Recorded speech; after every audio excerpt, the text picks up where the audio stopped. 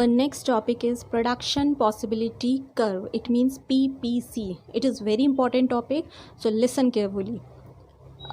Here is the meaning of PPC. PPC is a curve showing different possible combinations of two goods which can be produced with available resources. बच्चों PPC क्या है? ये एक curve है.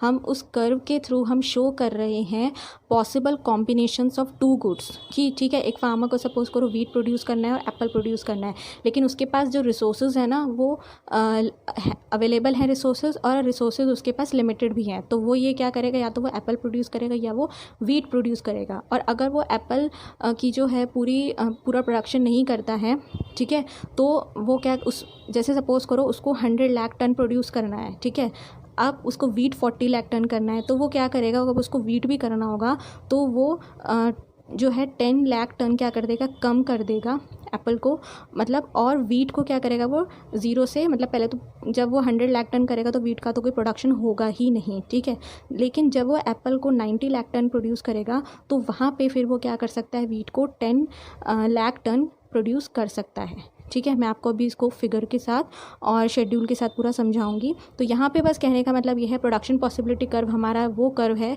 जिसके through हम क्या जो रिसोर्सेज हैं वो अवेलेबल हैं ऑलरेडी, ठीक है, और लिमिटेड हैं. अब फार्मर को ये डिसाइड करना है, एक पर्सन को ये डिसाइड करना है कि वो कौन से गुड्स प्रोड्यूस करे, ठीक है, और अगर गुड्स प्रोड्यूस करेगा भी तो वो एक मतलब एक गुड्स को ना वो क्या करेगा, छोड़ेगा. अगर उसको दूसरा गुड प्रोडक्शन करना है, दूसरे गुड के प्रोडक्शन के लिए उसको एक गुड को सेक्रीफाइस करना ही पड़ेगा, ठीक है. सो अजम्पशंस, हम PPC में हम कुछ अजम्पशंस लेके चलेंगे, कुछ अज्यूम मान के चलेंगे कि ऑलरेडी ऐसा होना ही होना है. उसके बेस पे हम क्या करेंगे, PPC तैयार करेंगे, ठीक है. तो first is resources are given. हम ये मान के चल रहे हैं PPC में कि जो रिसोर्सेज हैं वो हमारे पास ऑलरेडी हैं. ओके, नेक्स्ट इज़, अब जो रिसोर्सेज है ना वो क्या है, फुली एंड एफिशिएंटली यूटिलाइज्ड है, मतलब वो पूरी तरीके से यूटिलाइज हो चुके हैं, ठीक है. नेक्स्ट इज़, टेक्नोलॉजी जो है ना वो कांस्टेंट है, ठीक है, टेक्नोलॉजी बड़ी नहीं है, ओके, मतलब टेक्नोलॉजी जो है वो कांस्टेंट है. ओके, नेक्स्ट इज़, अब आपको ये नोट करना है, आप ये जो है मीनिंग के साथ भी इसको नोट कर सकते हैं PPC का. तो जो PPC है वो एक ग्राफिक रिप्रेजेंटेशन है प्रोडक्शन पॉसिबिलिटी शेड्यूल की. प्रोडक्शन पॉसिबिलिटी शेड्यूल मैं आपको अभी बताऊंगी, ठीक है, आप अभी बस इतना समझ लो PPC क्या है. ये ग्राफिक रिप्रेजेंटेशन है प्रोडक्शन पॉसिबिलिटी शेड्यूल की. नेक्स्ट, PPC को हम क्या कहते हैं, प्रोडक्शन पॉसिबिलिटी फ्रंटियर और ट्रांसफॉर्मेशन कर्व, कि किस तरीके से हम ट्रांसफॉर्म कर रहे हैं एक गुड को सेक्रीफाइस करके दूसरे गुड को प्रोड्यूस करके, ठीक है, किस तरीके से हम ट्रांसफॉर्म कर रहे हैं, तो वो मैं अभी आपको बताऊंगी. ओके, ये students, now PPC schedule and PPC curve. तो सब पहले समझते हैं कि PPC शेड्यूल होता क्या है. ओके, सपोज करो बच्चों कि एक पर्सन को ना जो एप्पल्स हैं वो 100 लाख टन जो हैं प्रोड्यूस करने हैं, ठीक है, और वीट जो है ना वो उसको 40 लाख टन प्रोड्यूस करनी है. ओके, और जो रिसोर्सेज हैं वो क्या है, लिमिटेड हैं. समझ गए. अब क्वेश्चन ये है कि अगर हमारे जो रिसोर्सेज हैं ना, जो लिमिटेड रिसोर्सेज हैं, अगर एक पर्सन सारे रिसोर्सेज जो है वो एप्पल के लिए यूज़ कर लेता है, ठीक है, सपोज़ करो उसने रिसोर्सेज यूज़ कर लिए सारे और उसने 100 लाख टन एप्पल प्रोड्यूस कर दिए, ठीक है. अब उसको तो वीट भी करना था, वीट उसको कितना करना था, 40 लाख टन उसको करना था. समझ रहे हो. तो यहाँ पे क्योंकि रिसोर्सेज लिमिटेड होने के कारण उसने जो सारे रिसोर्सेज हैं वो एप्पल्स में लगा दिए, तो अब वो वीट को प्रोड्यूस नहीं कर पाएगा क्योंकि वीट के लिए कोई रिसोर्सेज बचे ही नहीं. समझ रहे हो.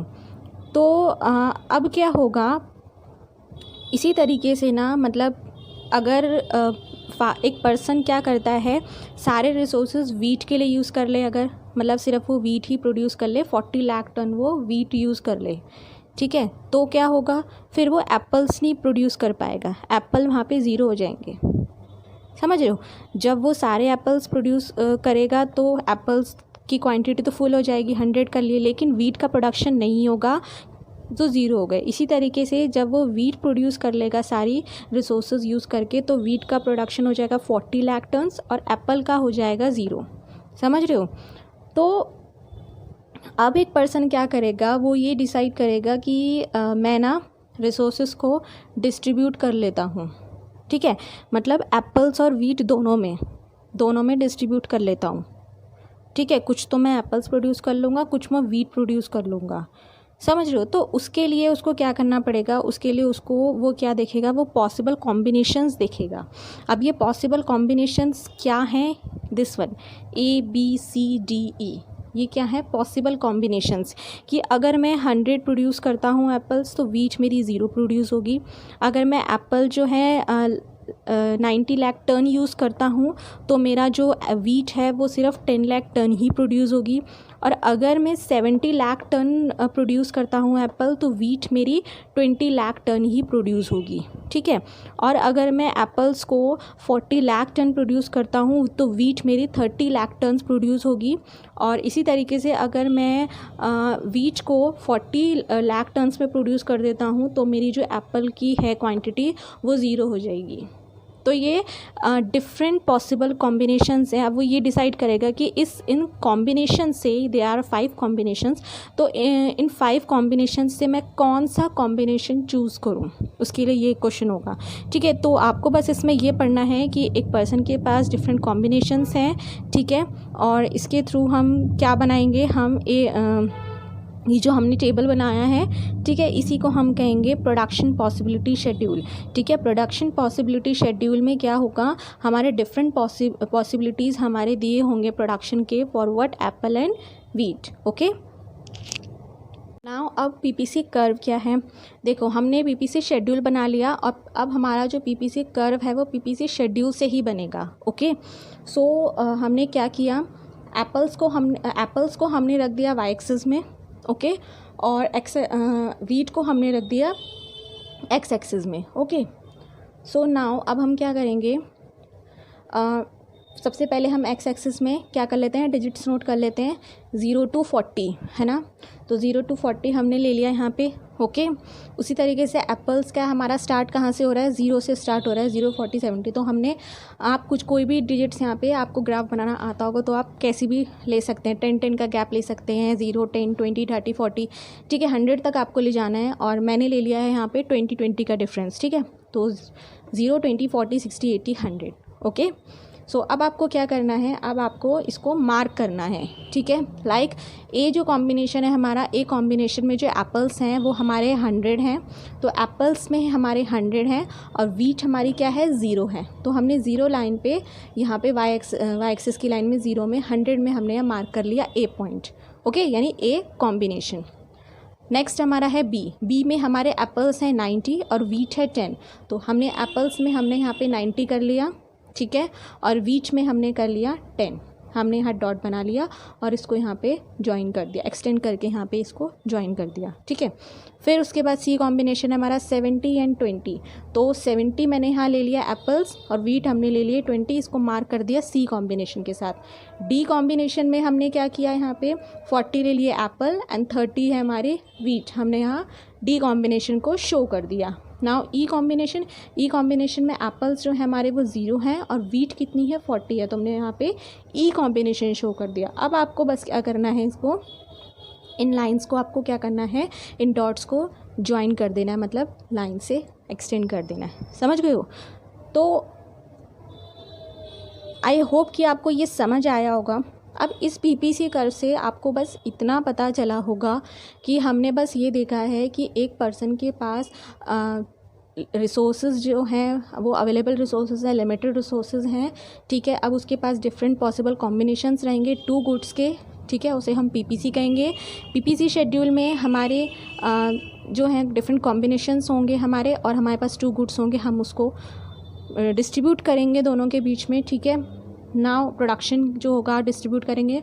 अब पीपीसी शेड्यूल से हम पीपीसी कर्व बनाएंगे और इसी के जो हमारे पीपीसी शेड्यूल है इसी से हमारा जो डाटा है वो सारा इसमें शो करके लास्ट में इसका यहाँ पे कर्व बना देंगे, ओके। अब आपको क्या करना है, अब आपको ये जितने भी कॉम्बिनेशंस हैं ABCDE, आपको इनको क्या करना है, इन सारे पॉइंट्स को आपको ज्वाइन कर देना है, ठीक है। जब आप ये सारे पॉइंट्स ज्वाइन कर दोगे तो आपको जो AE है, ठीक है, क्या होगा हमारा प्रोडक्शन पॉसिबिलिटी कर्व, A और E क्या बन गया हमारा ये कर्व PPC। आपको ये ध्यान रखना है, ठीक है। AE जो है हमारा ये क्या बन गया PPC बन गया, ठीक है, with the given resources and technology, ठीक है। हमने यहाँ पे असम्पशंस पढ़ लिए थे, इन असम्पशंस को ध्यान में रख के आपको ये ड्रॉ करना है। मीनिंग आपको पता चल गया PPC का। PPC का मीनिंग बस यही है कि हमारे पास जो है, एक पर्सन के पास जो है डिफरेंट पॉसिबल कॉम्बिनेशंस रहेंगे टू गुड्स के, जिसको वो प्रोड्यूस कर सकता है, और इससे हम शेड्यूल बना देंगे PPC शेड्यूल में भी यही है, हमारे पास डिफरेंट पॉसिबल कॉम्बिनेशंस हैं A to E, और हमारे पास टू गुड्स हैं एप्पल्स और वीट, ठीक है, जिसको वो प्रोड्यूस कर सकता है कि अब उसको चूज़ करना है वो कौन सा करे, ठीक है। अब PPC शेड्यूल से हम क्या बनाएंगे, PPC कर्व बनाएंगे। ये सारा डाटा हम इसमें यहाँ पे शो कर देंगे।